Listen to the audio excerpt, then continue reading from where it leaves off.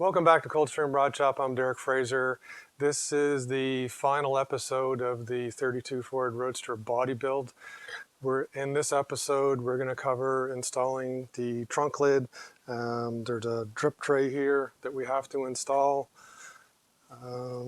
This goes in, but there's also a missing piece I've got to fabricate, so I'll fabricate that up. There are some supports that we have to install. In case the customer is going to put a rumble seat in. There's also the latch, the hinge mechanism, I guess, that holds the trunk in place, and as well as the hinge pins. We have to do the final weld of these supports, and then there's a couple things inside here we'll tidy up on. So follow along here. We're gonna hopefully get this all wrapped up for this last episode. So here we are. One of the more difficult things to install is the trunk lid. If it was all pre-drilled, of course, it'd be much easier, but they're not. We don't have any of the jigs. In this case here, we have to figure out where the actual hinge hole goes. In order to determine that, what you've got to do is go off of the hood or the trunk lid. Now this trunk lid was pre-drilled. All the other ones I had weren't. So essentially you've got to measure to the center of this hole, of where the center pin is going to be in both directions. Once you have that, and it's around 9/16 each 9/16 in each direction. So 9/16 and 9/16. Over here, you want about an eighth of an inch gap. So 9/16 plus an eighth is about 11/16 to get to the center of that hole. So make a mark here. Then from a depth wise, 9/16 down, but you've got to allow for this to be so you've got to put the same distance down, which works out to, in this case here, 11/16. So 11/16 each direction. That way we allow for how much this sticks up and a gap in the back. Now, figuring out where you got to put holes is one thing, but then how do you drill it in here? Fortunately, in my old job, they were throwing away a lot of oversized drills. So I used this with an air drill, which is really small. And you can come in here with these longer drills and pilot hole them much closer versus, if you were to use a small regular drill, you'd be coming at an angle and can't drill something straight. So if you get access to these drills or drill extensions to try and drill the holes in, the center hole, it's a 1/4 inch plus the clearance. I think I put I think that hole's 9/32 right there, which allows for that 1/4 inch pin to go through there.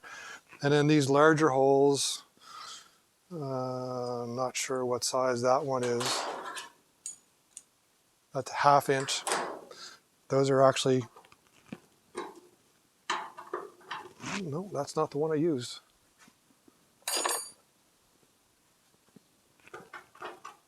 I used that one. So those larger ones are 3/8. So I drilled 3/8 holes there to allow for this hinge pin to go in. So the 3/8 holes allow for the countersink. So this goes in like this, and then they screw in like that. And then this pin, once this is in place, like that other side there, the pin actually just,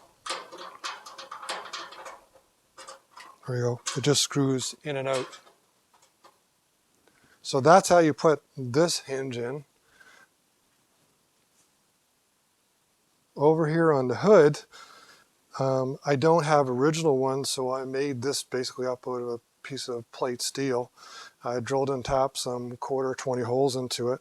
So I just took a blank piece of steel, with nothing on it. I clamped it in place there, and then I basically punched the holes and then drilled and tapped the 1/4, 20. The original Ford ones, if you buy them, actually what will happen, the centerpiece here, this one goes in permanently, if I can thread it.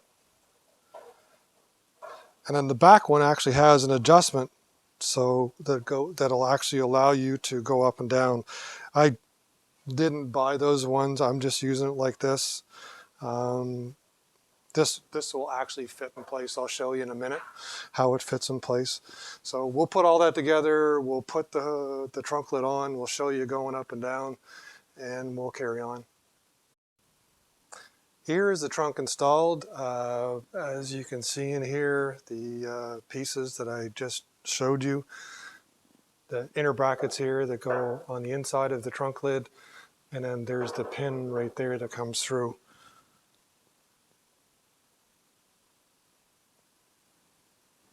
I'm going to carry on here. There's there's a sill that goes in here and a piece I have to make, so I'm going to carry on making those pieces and putting them in here, and we'll finish up the trunk. I'm carrying on with the assembly work. I have the rear, I guess, drip channel or whatever you want to call it, installed.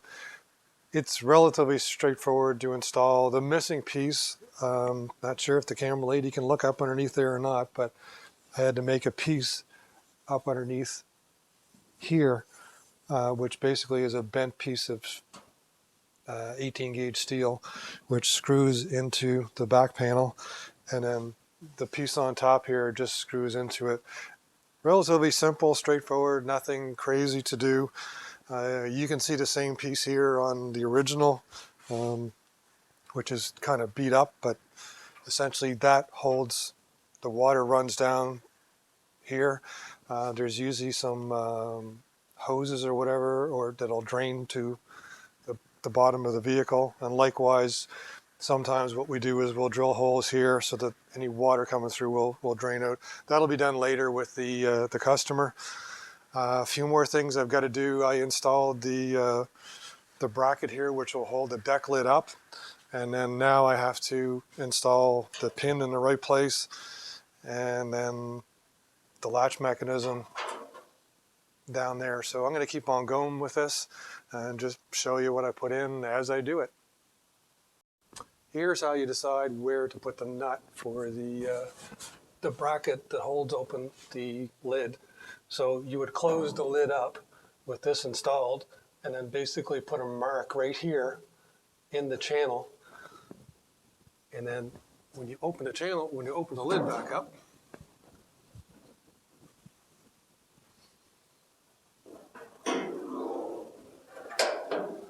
you would drill and tap it, drill it through here. There's a nut and bolt that goes there. You don't want to go, if you go too far this way, it won't shut. And likewise, you want the lid opened up as far as it'll go.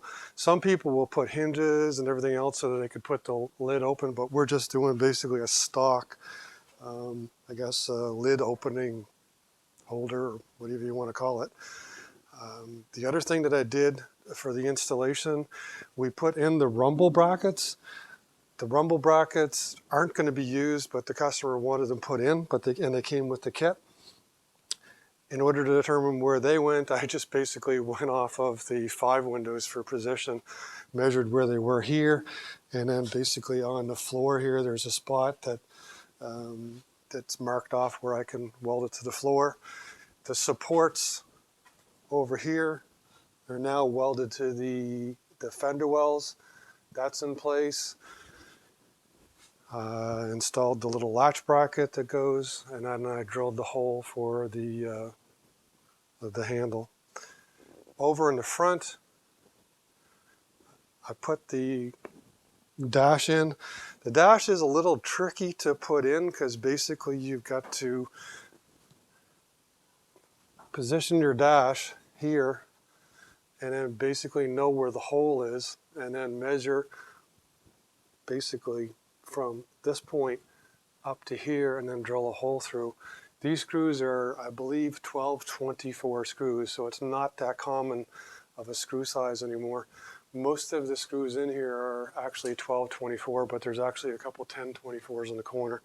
The corners are a little more difficult to find the hole, but it's the same thing. If you know the distance, like I marked here, this was 5/8 of an inch from this face out. So I basically drilled a hole 5/8 of an inch from measuring from this when the dash is in place to there, and went along and did it.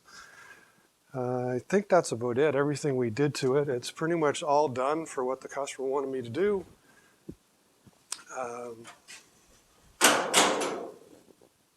That's, as far as I know, he is coming to get this next weekend.